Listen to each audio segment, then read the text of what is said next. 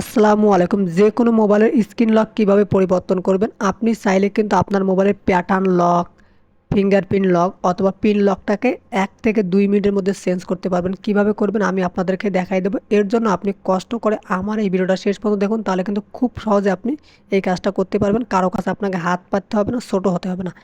এটা করার জন্য প্রথমে আপনি আপনার ফোনের যে সেটিংস আছে এখানে চলে আসবেন।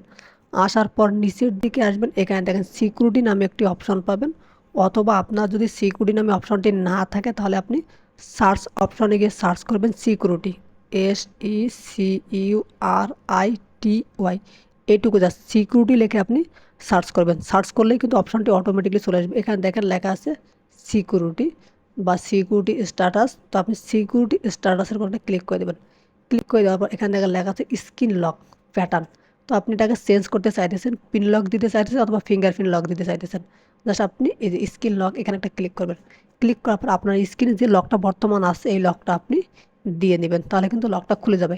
এখন এখানে দেখেন লেখা আছে প্যাটার্ন, পিন, পাসওয়ার্ড। তো আপনি কোনটা দিতে চাইতেছেন? তো আমি একটা পিন লক দেবো, প্যাটার্ন লকটা আমি রাখবো না, পিন লক দেবো। তো জাস্ট আমি পিনের উপর ক্লিক করব। ক্লিক করার পর 10, 15, 10 জাস্ট এটা দিয়ে আমি এখন যদি এখানে দেখা লেখা আছে নেক্সট, এখানে ক্লিক করি। ক্লিক করার পর আরেকবার যদি আমি দেই 10, 15, 10 জাস্ট আমি এখন কনফার্ম করি, তাহলে কিন্তু আমার এখন পিন লক হয়ে যাবে। তো আমি চাইতেছি যে প্যাটার্ন লকটাকে পরিবর্তন করতে, জাস্ট প্যাটার্নের উপর ক্লিক করব। ক্লিক করার পর আমার পূর্বের লকটা দেব, দেওয়ার পর জাস্ট আমি নেক্সটে ক্লিক করব। এখন আমি একটা কনফার্ম প্যাটার্ন লক দেবো। তো আমি আবারও জাস্ট এম দিলাম। এম দেওয়ার পর জাস্ট আমি যে কনফার্মে দিলাম, তাহলে কিন্তু আমার লকটা হয়ে গেল।